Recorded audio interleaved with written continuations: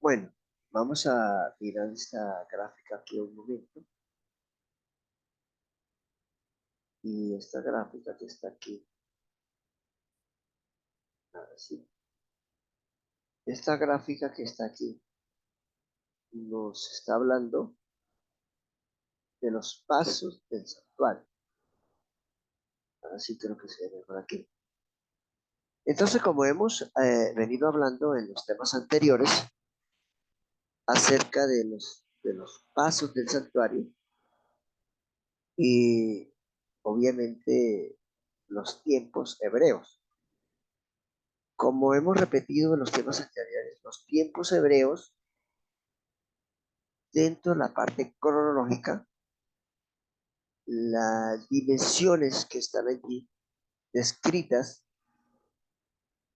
son aplicadas dentro de una historia profética. Estos tiempos son muy importantes manejarlos. Ya hemos explicado la historia de Egipto, Canaán terrenal, y de Jesucristo, de su muerte hasta su próxima venida, el milenio, tanto en el cielo como en la tierra. Y luego hemos empezado a desarrollar los pasos dentro del santuario, como es Pesa, que representa simbólicamente un mueble como el altar del holocausto, el altar del sacrificio. Este altar del holocausto eh, o altar de sacrificio lo hemos explicado en hebreo y en español, es decir, cómo se denomina cada uno de ellos.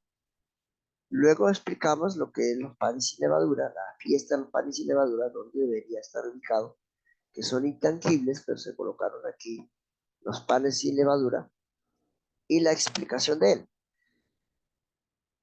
Viendo el tipo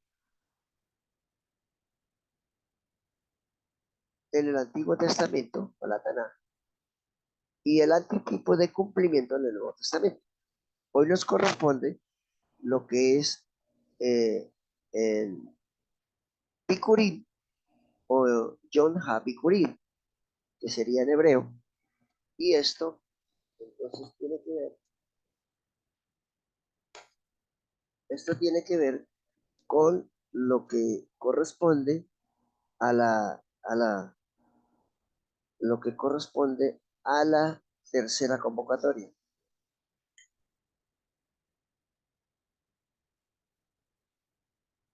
Luego de esta convocatoria pasamos a la cuarta, que sería la menorá, o lo que se traduce como eh, el candelabro. Después de eso estaríamos a lo que es los panes de la proposición en la tarde del incensario y obviamente como último paso sería el arca del pacto. Muy bien. Entonces vamos a centrarnos ahora, vamos a tratar de avanzar rápidamente, les pido que me colaboren con los textos bíblicos para avanzar. Vamos a entrar a lo que es la explicación del lavacro, el tipo y el antitipo de cumplimiento. Muy bien. Entonces, vamos aquí a entrar de lleno a lo que es el tercer paso, que es el lavacro, a explicarlo. Aquí colocamos esta figura aquí para poder entender lo que hacía el sacerdote en el lavacro y las connotaciones bíblicas, tanto el antitipo como el tipo y el antitipo en el cumplimiento de las Sagradas Escrituras. Ya habíamos explicado también las cuatro dimensiones que inician de una parte literal. El sacerdote era literal, el lavacro era literal, todos sus utensilios literales, y luego esto iba en un ciclo del año, en el ciclo del año que se repetía cada año para convertir en una historia de aproximadamente 1200 años. Esta historia es el tipo de sacrificios y todos sus protocolos que se llevaban a cabo allí, pero también tiene un paralelo de cumplimiento en el Nuevo Testamento. ¿Qué es vigente y qué no es vigente? Decimos que el lavacro en hebreo se dice killor, killor. Aquí le podemos encontrar en rojo la palabra killor.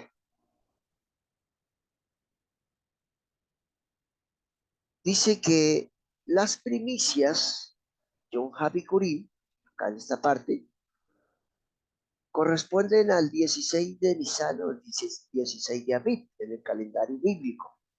Calendario bíblico de la liberación del pueblo de Israel.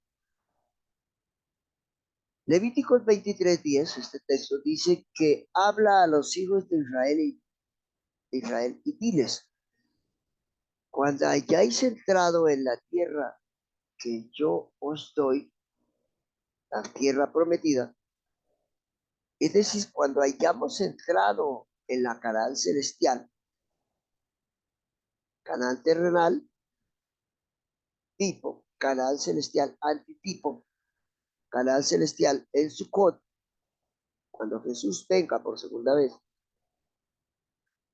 y seguéis su mies, traeréis al sacerdote una gavilla por primicia de los primeros frutos. Su cumplimiento en las primicias, me recuerdo que hay 7 tópicos y estamos tratando de ubicarlos y entenderlos, ya. Sus primeros frutos de vuestra siega. Eso era lo que el pueblo de Israel hacía allí. Entonces dice que el sacerdote entraba en el templo y movía las espigas delante del Señor. Aquellas primeras eran una garantía de que la cosecha sería abundante, así como la primera gavilla de espigas era una garantía de la cosecha venidera. Así la resurrección de Cristo es la garantía de la resurrección de los justos. Cristo ha resucitado de los muertos. Primicia de los que durmieron es hecho. Bueno, este texto ya está aquí leído y eso lo encontramos en 1 Corintios, capítulo 15, versículo 20. Pero este texto ya está aquí completamente escrito, así que no necesitamos leerlo. Pero dice también, porque si creemos que Jesús murió y resucitó, así traerá también con Jesús a los que durmieron en él. Este texto, si voy, quiero explicarlo. Quiero que un hermano o hermana me colabore con la lectura, porque lo vamos a leer en 2 versiones, porque esto se puede entender de 2 formas, ¿verdad? Alguien que me colabora con 1 Corintios capítulo 4, verso 14. Primera de Tesalonicenses, capítulo 4, verso 14. ¿Qué dice?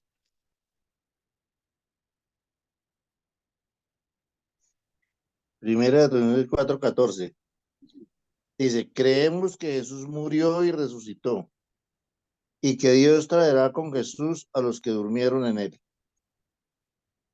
Aquí se puede entender que Jesús va a traer en su segunda venida a los que durmieron, o sea, no a los que están muertos.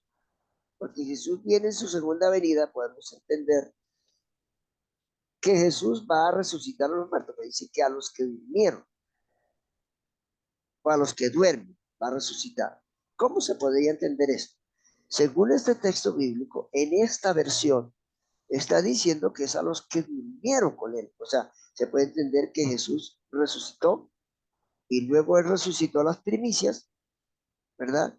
De los que durmieron y los va a traer en su segunda venida. Esto podría entenderse así, ¿verdad? Pero que esta versión de la Biblia israelita Nazarena nos dice lo siguiente, leyendo el mismo texto bíblico.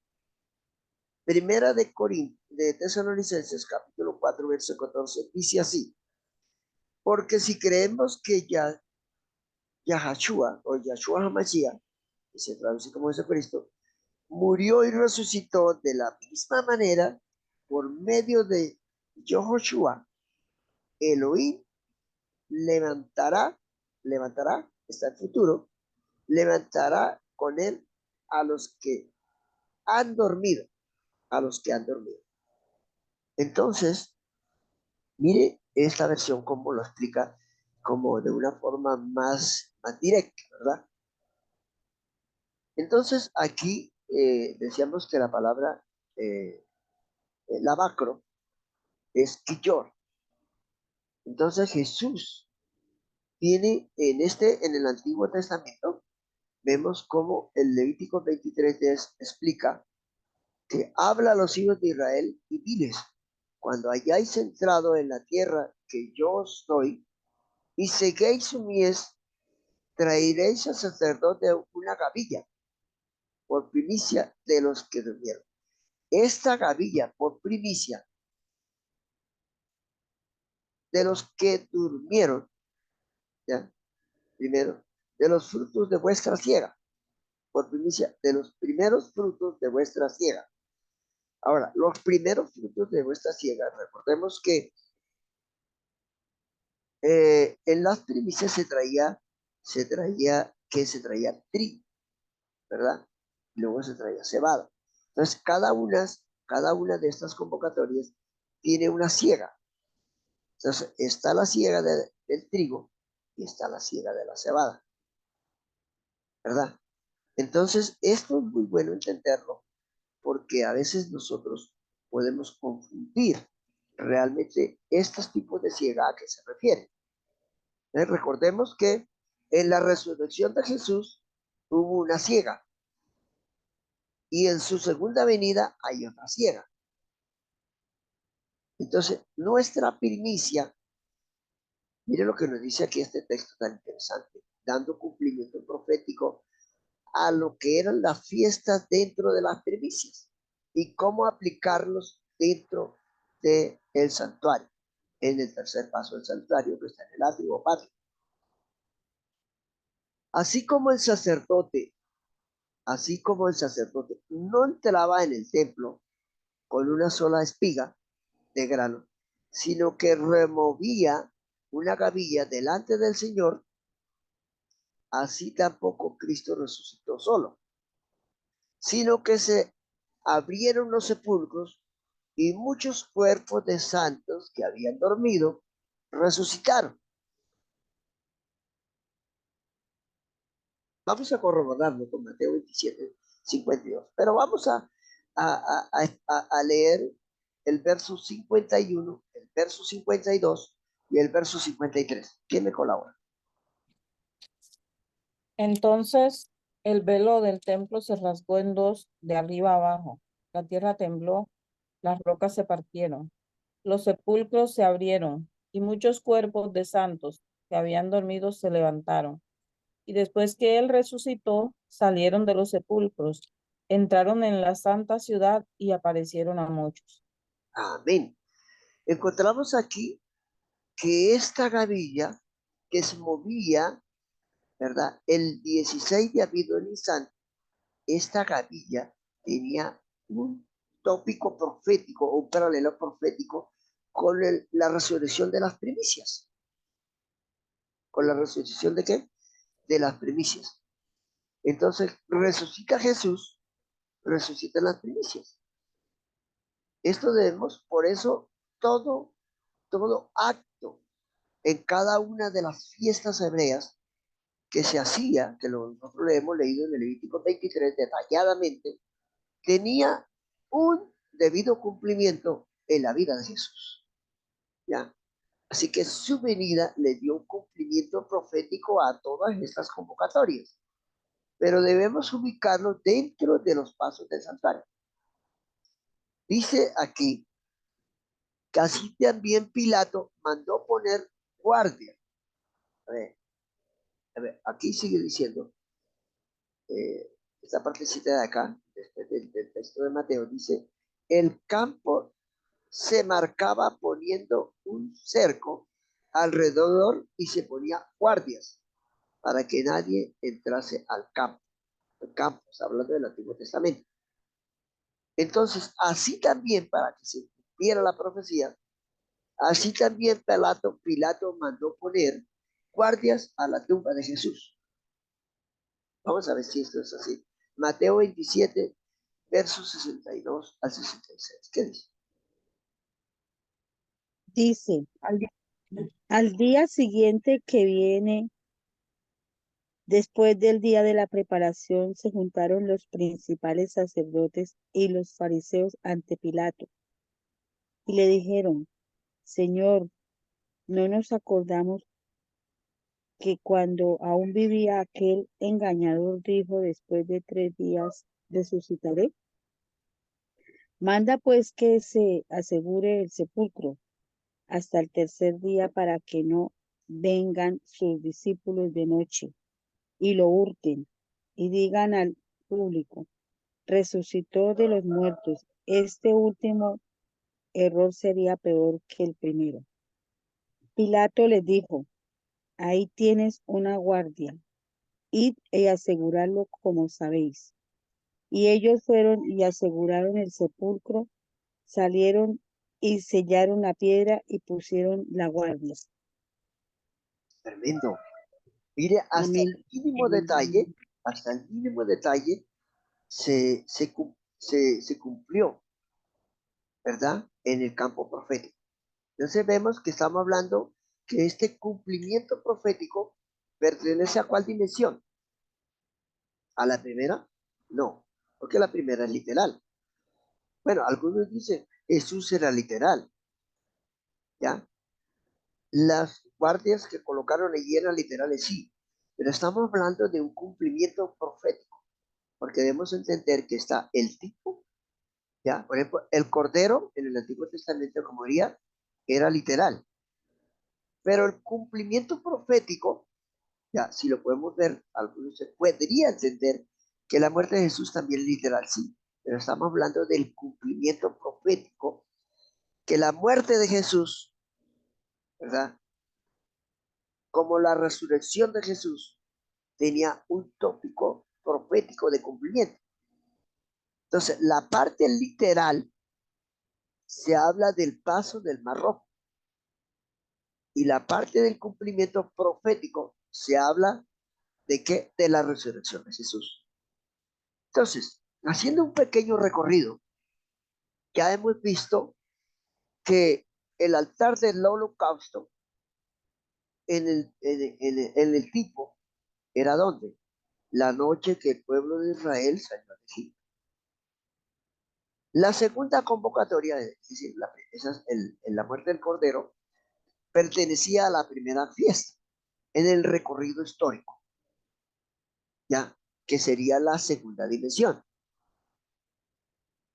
La segunda dimensión que iniciaba desde en la fiesta de Levíticos, del 15 de Nisan o Aviv hasta el 21 al anochecer, que ya es 22, tenían que comer 7 días panes y levadura. Ese recorrido ya lo hemos explicado, que está desde el Abacro, desde el altar del holocausto hasta el Abacro. Ese recorrido en la historia representa el recorrido del pueblo de Israel desde que sale la noche, en la madrugada, ya del día 14 de Nisan, que ya sería 15 prácticamente. Inicia ese recorrido hasta orillas del río, del Mar Rojo, o el Mar de los Juncos, que así se le dice allá en Egipto. Ese recorrido eran 7 días que debía pasar comiendo panes y levadura. ¿Por qué? Porque ya habían sido liberados. Ya Jesús los había rescatado. Jesús era el cordero que podía decir que pintaron esa noche las dinteles de las puertas con sangre, representando la muerte de Jesús. Entonces aquí, retomando la parte del Abacro, estamos a orillas del Mar Rojo, pero a orillas del Mar Rojo estamos en el Abacro del atrio o del patio, que representa también la resurrección de Jesús. Pero ¿qué representa en la vida de los cristianos? Representa la resurrección cuando uno sale de las aguas, bautismales, la inmersión en el agua, resucita de nuevo. ¿Por qué? Porque la vieja levadura quedó donde, en el recorrido que hay allí hasta el abajo. Esa vieja levadura, para poder bajar a la inmersión de las aguas, debemos entrar, morir al viejo hombre y resucitar en las aguas que representan las aguas limpias, representan también el Espíritu Santo. Estas aguas vemos nosotros que también están representando, ¿verdad?, la muerte y resurrección de Jesús. Qué interesante. Entonces, en la resurrección de Jesús también había una gavilla que en el Antiguo Testamento se presentaba esa gavilla precisamente a las 9 de la mañana, pero Jesús resucita a las 3 de la tarde. Es decir, que esa gavilla estaba preparada desde las 9 de la mañana para estar activa. Es decir, ¿cuáles son los que van a resucitar? Esta es la gavilla que va a resucitar cuando Jesús resucita, ¿verdad? Entonces, Jesús dice que las tumbas se abrieron, según Mateo 27, 52, dice que las tumbas se abrieron y resucitaron después de la resurrección de Jesús. Es decir, que se resucitaron después de la resurrección de Jesús. Significa que Jesús resucitó primero y luego las tumbas se abrieron y resucitaron aquellos primicias, aquella gavilla, y se presentaron a muchos en la ciudad. Bueno, creo que esto está bien explicado. Ahora, en la muerte y resurrección de Jesús está esta primicia. La resurrección de Jesús está representada por el lavacro, está representando el bautismo, está representando el mar rojo, está representando una firma, como un documento que nosotros hacemos como ratificación de haber aceptado a Jesucristo por su muerte como nuestro Salvador, habiendo hecho Teshuvá y haciendo una firma de sellamiento, ¿dónde? En el bautismo, en la inmersión de las aguas, para ser registrado, para poder recibir al Espíritu Santo. Cuando Jesús fue bautizado, dice que cuando él salió de las aguas, se oyó una voz del cielo que decía: este es mi Hijo amado en el cual tengo complacencia. Así que cuando nosotros salimos de las aguas, hay una voz inteligible que no la escuchamos, pero que el Señor lo registra.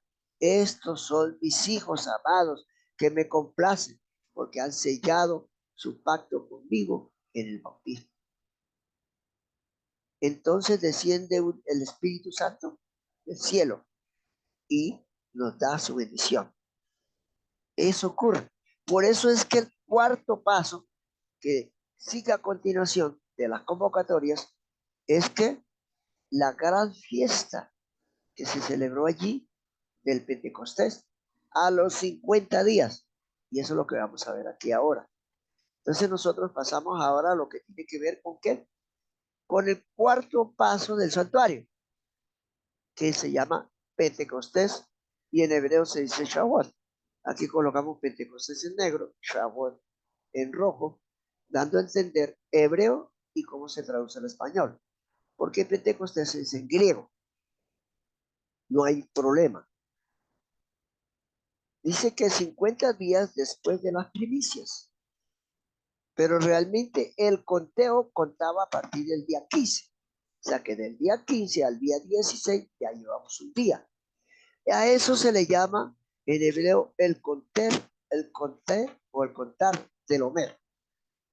Es decir, que a partir del día 15, en el cumplimiento del primer día para la primera Shawwá, pues a la primera semana, Shawwá en hebreo, semana en español, se debía contar cada día un Omer hasta llegar al día 50. O sea que hoy día todavía los hebreos dice, estamos en el Omer número 20, en el Omer número 30, en el Omer número 40, en el Omer número 49. mañana es Shavuot, mañana es Pentecostés, y entonces se finalizaba. Cada Corter del Omer tiene una connotación profética profunda. Ahora, ¿ustedes saben qué significa el Corter del Omer? Bueno, era una forma de conteo que ellos tenían para darle un cumplimiento profético. ¿Pero qué es el Omer? Bueno, eso es otro tema que deberíamos profundizarlo de pronto en otra sección de temas proféticos. Pero dice que Pentecostés significa 50. Esto es así porque la fiesta del Pentecostés caía 50 días después de la presentación de la gavilla. Después de la presentación de la gavilla. ¿De cuál gavilla? Recuerda que Jesús resucitó y presentó la gavilla a su Padre Celestial, de la gavilla de las primicias. Levíticos 23, versos 16 y 17, se presentaba a la gavilla. ¿Ya? Vamos a ver qué dice, ya eso lo hemos leído, pero dentro de otro tema. Levíticos 23, 16 y 17 se presentaba la gavilla. Y nosotros hemos leído que la gavilla que presenta es la resurrección de las primicias de la resurrección de Jesús. ¿Qué dice Levítico 23, 16 y 17? Dice, hasta el día siguiente, al séptimo sábado, es decir, a los 50 días, ofreceréis al Señor el nuevo trigo. De vuestras habitaciones traeréis 2 panes para que sean mecidos. Serán de 2 décimas de efa de flor de harina, unos 4 kilos, cocidos con levadura. Son la primicia para el Señor. Entonces, recordemos que en el día de Pentecostés, Pedro se levantó y dio un sermón poderoso, que se convirtieron como en 3,000 personas, ¿verdad? Esa conversión tiene una connotación profunda con esta presentación. 50 días después se presentará la gavilla de las primicias. Así también hubo 50 días entre la resurrección de Cristo y el derramamiento del Espíritu Santo en el día de Pentecostés. Vamos a leer nada más estos 4 versículos, Hechos capítulo 2, versos 1 al 4, para pasar a la siguiente diapositiva. Recordemos que la palabra calendario de oro, el candelabro de oro, candelabro es menorá, pero dice de oro es asaaf, asaaf, es decir, menorá asaaf es en hebreo, que traducido al español sería candelabro de oro. ¿Qué dice Hechos, capítulo 2, verso 1 al 4? ¿Cómo se cumplió este hecho profético en la era cristiana? O sea, después de la era mesiánica, en los tiempos de Jesús, en nuestra era cristiana. ¿Cómo se cumplió este hecho trascendental de las fiestas en la era cristiana? Hechos de los Apóstoles, capítulo 2, verso 1 al 4. Hechos 2, 1 al 4. Y cuando llegó el día de Pentecostés estaban todos unánimes en un mismo lugar. Y de repente vino un estruendo del cielo como de un viento recio que corría, el cual llenó toda la casa donde estaban sentados. Y se les aparecieron lenguas repartidas, como de fuego, asentándose sobre cada uno de ellos. Y fueron todos llenos del Espíritu Santo y comenzaron a hablar en otras lenguas, según el Espíritu les daba que hablasen. Amén. Amén. Ahora, esto estamos hablando de una coordinación cronológica desde la muerte de Jesús hasta su segunda venida, cómo se vienen cumpliendo las fiestas históricamente y los pasos en el santuario. Pero en el recorrido de Israel a través del desierto hasta llegar a la Canaán terrenal, este candelabro, ¿qué representa en el recorrido de Israel? Nosotros ya hablamos que la primera convocatoria representa el altar del holocausto. La segunda convocatoria representa los panes sin levadura. La tercera convocatoria, que es el lavacro, representa el río Jordán. Ahora, el candelabro o este Pentecostés, en el recorrido del pueblo de Israel, ¿dónde lo ubicamos? De Egipto a Canaán. ¿Quién me ayuda? ¿Qué se imaginan ustedes que sucedió en este gran Pentecostés? ¿Ustedes recuerdan que después del río Jordán, que pasaron el río Jordán, llegaron a dónde? Al monte Sinaí. ¿Y qué hubo allí? La entrega de la menorá, la entrega de los 10 mandamientos, la entrega, es decir, del censo del Señor, el Espíritu Santo allí, donde el Espíritu Santo escribió con su propio dedo las tablas de piedra. Es decir, y Moisés tuvo que ayunar allí, Moshe tuvo que ayunar 40 días y 40 noches para Hermano, recibir el templo, disculpe, ¿sí? usted querrá decir después del paso del Mar Rojo, no del Jordán, sino del Mar Rojo. Muchas gracias, hermano, muchas gracias. Después del paso del Mar Rojo. El Mar Rojo representa el abaco. Eso significa que me están entendiendo. Gracias por la corrección. Entonces, ¿el Mar Rojo representa qué? En el santuario, ¿qué representa? Representa el abaco. Es decir, el tabaco es el símbolo del cruce del Mar Rojo. Ya explicamos que también representa la resurrección de Jesús. Ya explicamos que representa el bautismo. Pero la menorá, o sea, el candelabro, ¿qué representa en el recorrido del pueblo de Israel? La entrega de la Torá, la entrega de las tablas de piedra, escrita con 10 mandamientos, escritas con el dedo de Dios, ¿ya? Escritas allí. Y es el descenso del Espíritu Santo, donde aquella montaña temblaba, que el pueblo de Israel dijo, no hable Dios a nosotros, sino hable a través de Moisés porque vamos a morir. La montaña temblaba, ¿ya?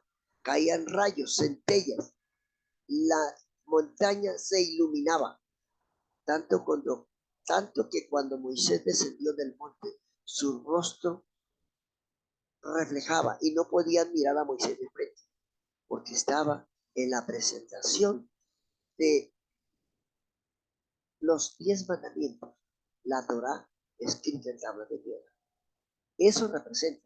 Ahora, en los tiempos de Jesús, en el recorrido de Jesús, hasta la Canaán celestial, está los hechos de los apóstoles, el gran Pentecostés.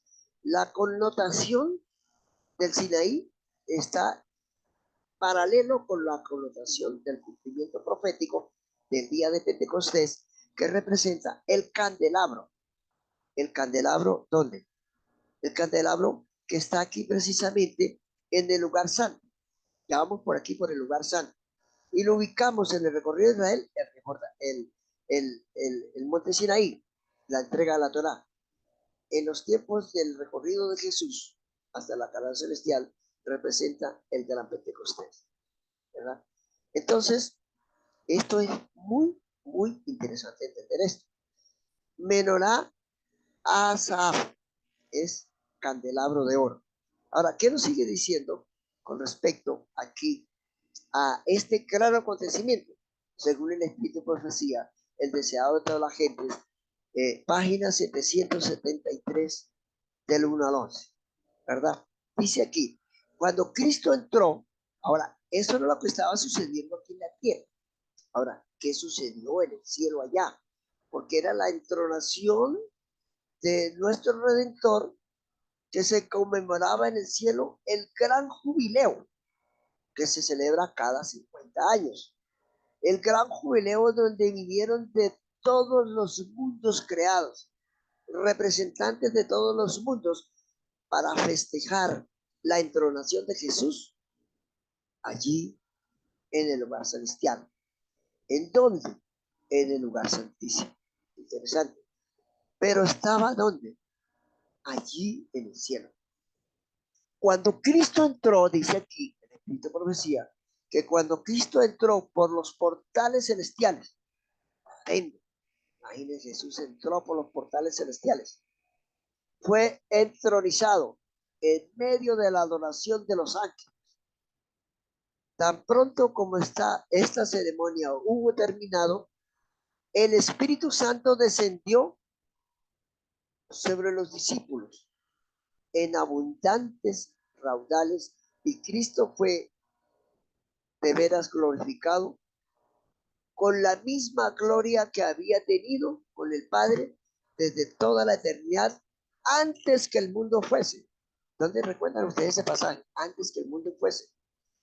Juan 17:5. ¿Qué dice Juan 17:5? No lo coloqué aquí, pero quiero que miramos esta connotación impresionante que Jesús estaba profetizando antes que el mundo fuese. Juan 17:5. ¿Qué dice? Dice, Señor, dame la gloria. ¿Cómo dice ese versículo, hermanitos? ¿Quién me colabora con esa lectura? Y ahora, Padre, glorifícame a tu lado con la gloria que tuve junto a ti antes que el mundo fuera creado. Amén. Tremendo. ¿Dónde se cumplió esa palabra? Ahora, Padre, glorifícame con aquella gloria que tuve contigo antes que el mundo fuese, donde fue glorificado en el Pentecostés. 50 días después de la resurrección de Jesús se cumplió esto. Dice aquí, por eso dice que y Cristo fue de veras glorificado. Estamos leyendo palabras del Espíritu de profecía deseado toda la gente. Fue glorificado con la misma gloria que había tenido con el Padre desde toda la eternidad. El derramamiento de Pentecostés era la comunicación del cielo de que el Redentor había iniciado su ministerio celestial. Palabras del Espíritu de profecía. Entonces creo que con esto queda claro tanto el cuarto paso en el santuario celestial, en el santuario que el Señor le que describiera a Moisés. Vamos por el cuarto paso que representa el Pentecostés. Estamos caminando históricamente en los tiempos hebreos, porque los tiempos hebreos no es solamente mirar los pasos del santuario. Estos pasos también se deben cumplir en la cuarta dimensión, que es la dimensión espiritual o personal. ¿Cómo aplicarlo nosotros en nuestra vida diaria?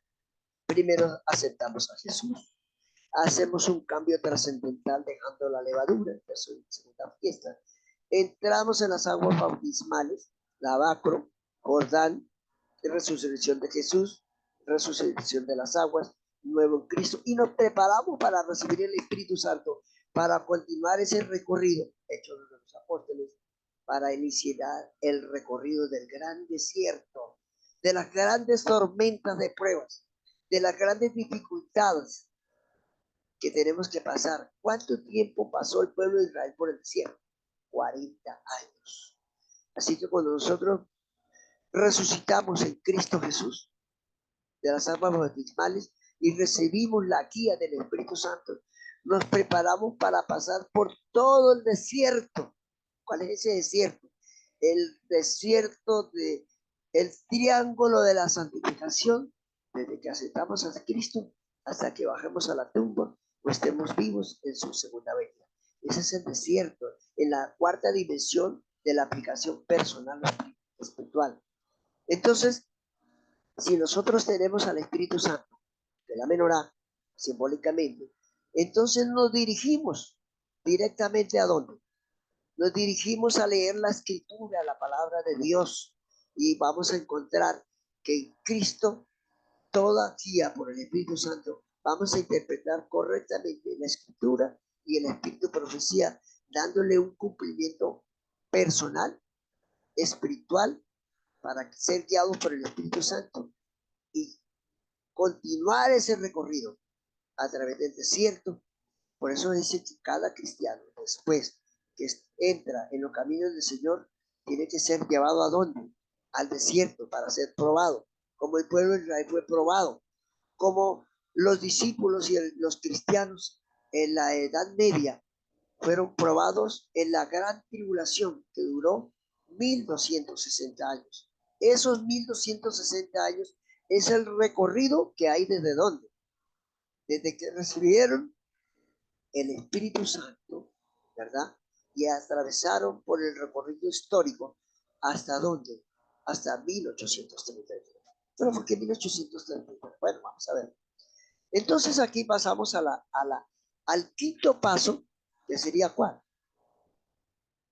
¿Ya? ¿Cuál es el quinto paso? La mesa de los panes de la proposición. Bueno, en este quinto paso vamos a mirar nuevamente a la gráfica. Quiero que nos ubiquemos bien, porque este tema es un poquito delicado y hay que manejarlo. Entonces nosotros ya vimos aquí la liberación del pueblo de Israel, el recorrido de Egipto al Mar Rojo, el cruce del Mar Rojo, la resurrección de Jesús, el bautismo. Ya pasamos al monte Sinaí, la menorá, la entrega de la Torá, los 10 mandamientos. Y ahora comienza ese recorrido de 40 años a través del desierto, ¿verdad? Y luego ellos, después de hacer ese recorrido, está la palabra de Dios viva, que es, dice aquí que los panes de la profesión de la mesa del norte tiene 12 panes, 6 y 6. Esos panes representan, ¿qué representan esos panes? Los primeros panes representan la levadura vieja.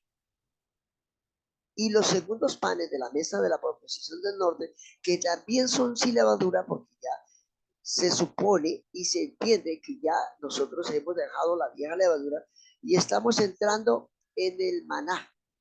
¿Cuál maná? Recuerda que el maná es el pan que descendió del cielo para alimentar al pueblo de Israel. ¿Cuál es ese maná de hoy? La palabra de Dios, la escritura, la Biblia. Esa es la palabra que nos alimenta por obra y gracia del Espíritu Santo, porque acabamos de recibir el Espíritu Santo después del bautismo. Él nos guiará a toda palabra de interpretación correcta, de interpretación profética correcta. Además, ¿qué significa esto de los panes sin levadura? Pero ahorita vamos a ubicarnos primero que todo en dónde vamos en el recorrido del santuario y en la historia por dónde vamos, el recorrido del desierto. Ahora, ¿cuándo termina el desierto del pueblo cristiano en la historia? ¿Cuándo termina? ¿Ya? ¿Cuándo termina? Recuerda que la gran tribulación de persecución, que es el desierto para la historia del pueblo cristiano, no termina a los 100 años. No termina ni en el año 300, ni en el año 500, porque fueron 1200 años de gran persecución. Desde antes estaba la persecución, pero la gran tribulación inició cuando el imperio papal en el año 538 se establece. Todos los cristianos que habían, unos se pasaron aquí a este imperio papal y otros fueron perseguidos por las montañas, devorados por las fieras, perseguidos. Ustedes conocen muy bien la historia, ¿verdad? Entonces, lo que quería ubicarnos ahora en los panes de la proposición de la mesa del norte. Esos panes de la proposición de la mesa del norte, vamos aquí, ahí creo que no se alcanza a ver bien, aquí creo que se ve mejor, que es las trompetas. Ay, las trompetas, ¿qué tienen que ver con los panes de la proposición del norte? Muchísimo. ¿Ya? Porque terminando aquí la fiesta de las trompetas, iniciando la fiesta de las trompetas, es la terminación del recorrido por el desierto. Al terminar el recorrido por el desierto, ¿verdad? Comienzan a sonar las trompetas. Las trompetas que van desde los panes de la proposición, ¿hasta dónde? Hasta el altar del incensario. Hermano Luis, ¿de dónde saca usted eso? Pues de las fiestas. Recuerda que el 1 de Tisri sonaban 10 trompetas hasta el día 9 al anochecer, que era día 10, para entrar en Yom Kippur. ¿Sí recuerdan? Yom Kippur. Pero ¿qué tiene que ver Yom Kippur allá el 10 de Tirse con nuestra historia? Claro, porque Yom Kippur es el día de juicio que comenzó el 22 de octubre de 1844. Entonces vamos a detallar este punto más, vamos a leer, si hay algunos textos bíblicos, vamos a detallarlo con calma. Dice que el primero al anochecer del día 10 es de Tisri, habla a los hijos de Israel y diles, en el mes séptimo del nuevo calendario, el calendario de la liberación, no el calendario de la creación, eso ya lo explicamos claro. Al primer día del mes, o sea, el primero de Tisri, tendréis días de reposo, era día de reposo el 21 de Tisri, una conmemoración al son de trompetas, lo dice al son de la trompeta, de trompetas, porque eran ¿cuántas? 10. Y una santa convocación. Es decir, que el sonido de la primera trompeta había una gran conmemoración. Levíticos 23, 23 al 25, ya lo leímos, ya en el tema anterior, en uno de los temas anteriores. La fiesta de las trompetas era para llamar la atención al pueblo para que se preparase para el día de expiación. Ahora, si nosotros nos trasladamos a la historia de los pioneros, ¿cuándo se comenzó a preparar este recorrido para entrar a Yom Kippur? Recordemos que el primer pionero empezó en 1833. ¿Ya? 1833.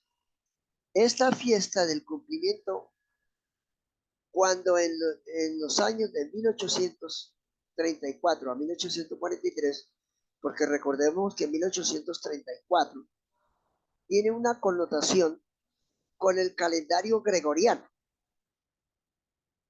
Ahora, ¿cómo así, hermano Luis? No entiendo nada. No entiendo nada. Porque nosotros aquí llegamos 1833, pero en 1834, pero realmente es 1833. ¿Eh? Es 1833. ¿Pero por qué?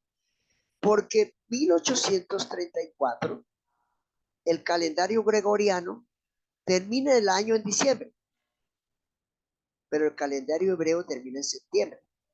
Es decir, que ya en 1834 ya había comenzado el calendario anterior. El calendario hebreo ya había iniciado en el año 1833. Ya faltaban 3 meses para iniciar el calendario gregoriano. ¿Cuántos años hay de 1833 a 1843? Si lo vemos en el calendario gregoriano, 1834 a 1844. William Miller y otros, al estudiar Daniel 8:14, ahora, ¿qué dice la fiesta de la trompeta? Ya lo vimos. El Señor usaba personas, ¿para qué? Para hacer los preparativos. Para hacer los preparativos. Los preparativos. Mire, esto tan interesante.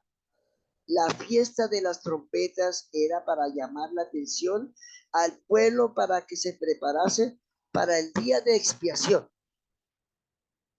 Ahora, ¿cuáles son las trompetas de 1834 o 33 por 10 años? Esta fiesta haya su cumplimiento cuando en los años 1833 34, por 10 años, William Miller y otros, al estudiar Daniel 8:14, anunciaban que la hora de su juicio ha llegado. Mire, ese cumplimiento profético en la historia. ¿Ya? Apocalipsis 14:7. Por tal razón, dice el profeta Joel, tocad trompeta en Sión y dad alarma en mi santo monte.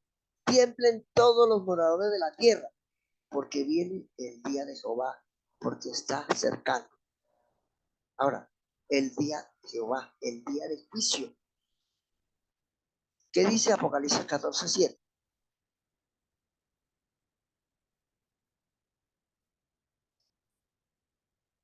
¿Qué dice Apocalipsis 14:7? Alguien que me colabore.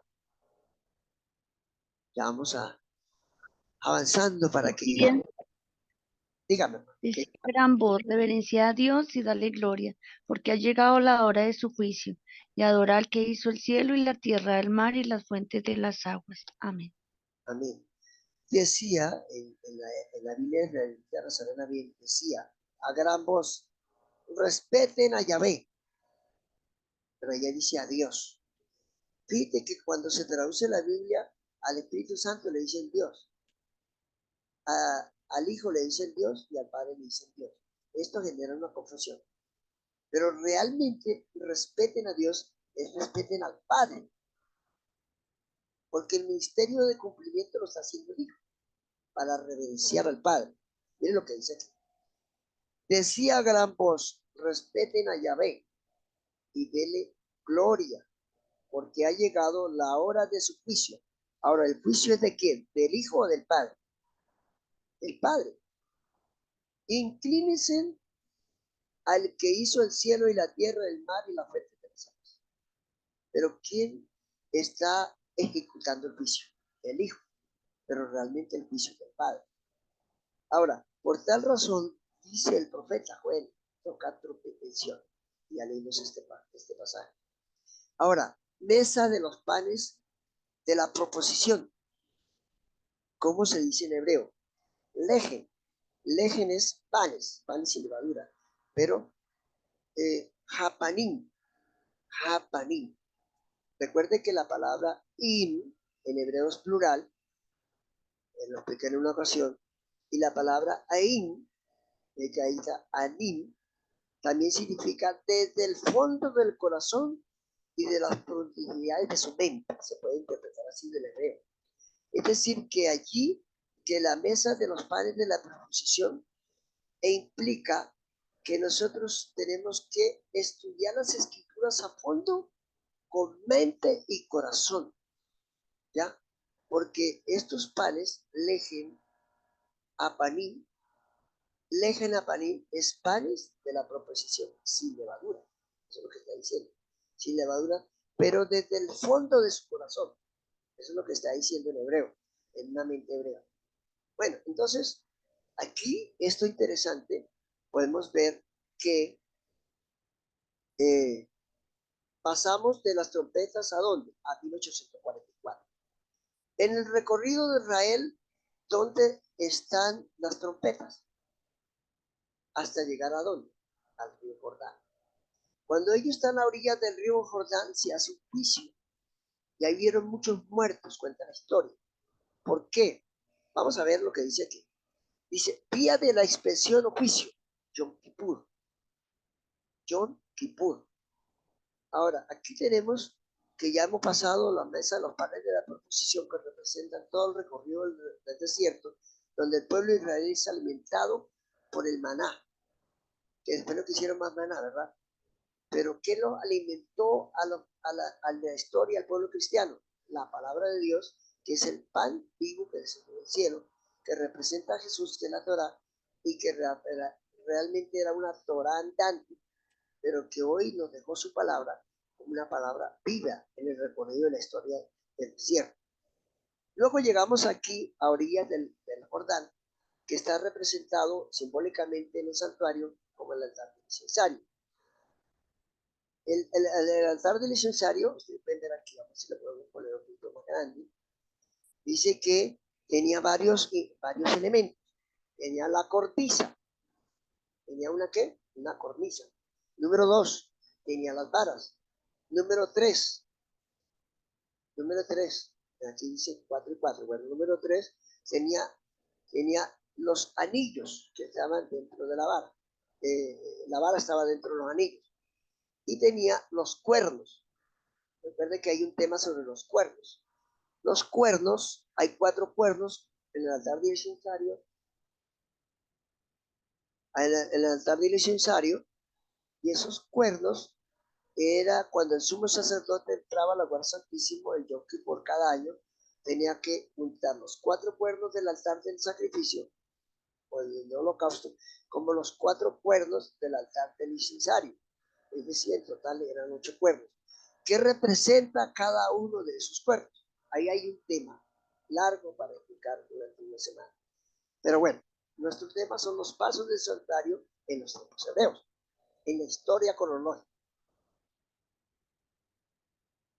Bueno, ahora sí ya, entonces vamos aquí a colocarlo más pequeño y dice 10 de Levíticos 23, 26 hasta que ya habíamos leído en el tema anterior, a los 10 días de este mes séptimo de la liberación del calendario, la liberación del pueblo de Israel, será el día de expiación.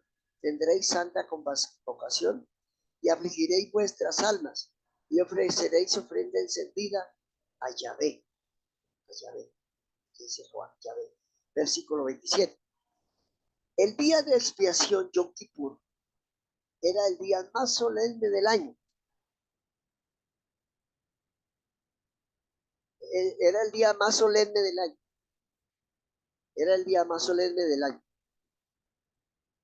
Era el día más solemne del año. Antes de iniciar el servicio ritual, el sumo sacerdote ofrecía un becerro por sí mismo y su casa, según Levíticos 16, 6 y 11.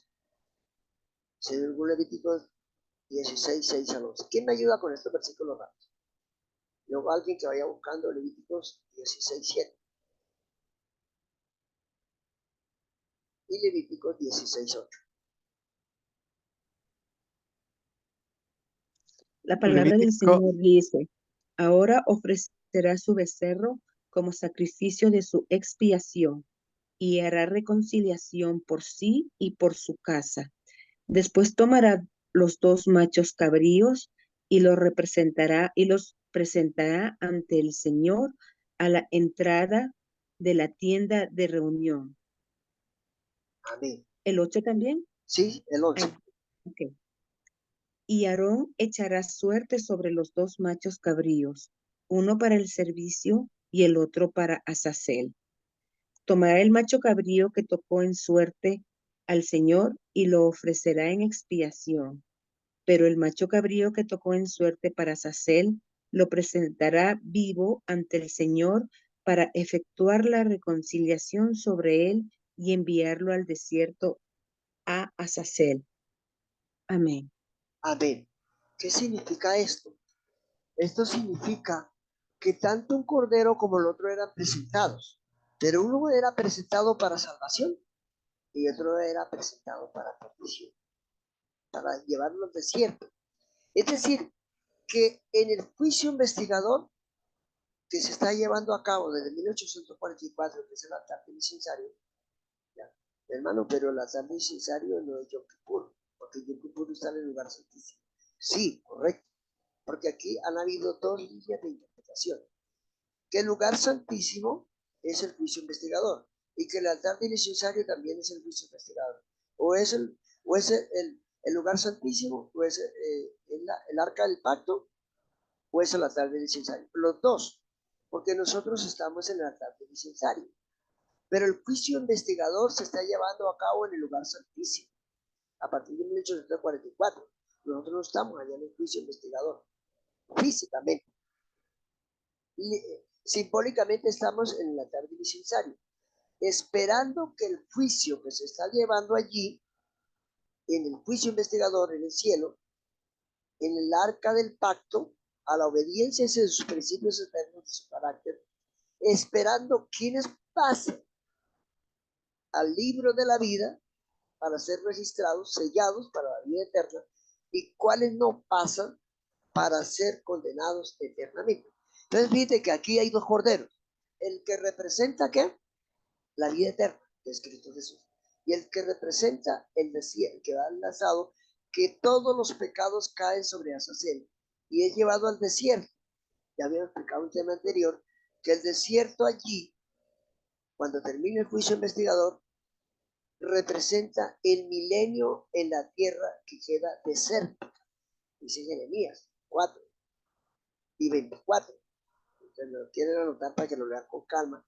Entonces, este desierto está en la historia, cuando ya se termine el juicio investigador, representado como una tierra desértica, una tierra destruida por el mismo Satanás, donde será su habitación por 1000 años y será enviado al desierto.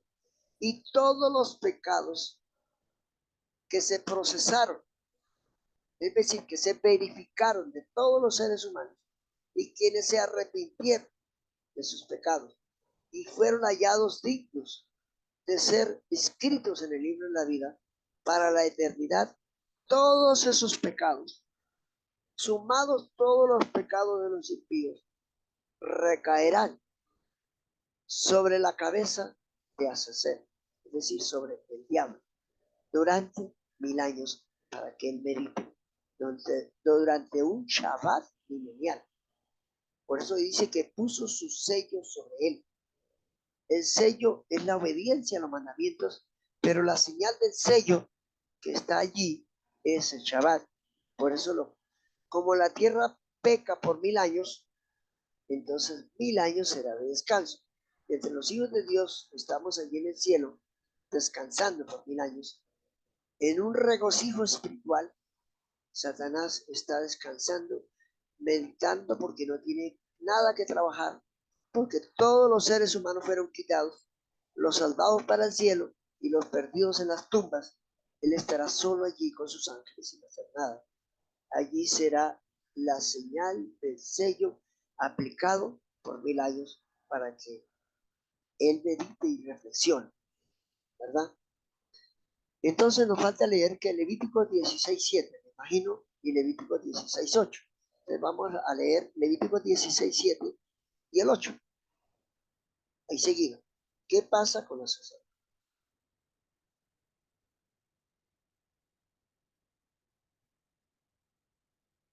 Levítico 16, verso 7 y verso 8. Ok.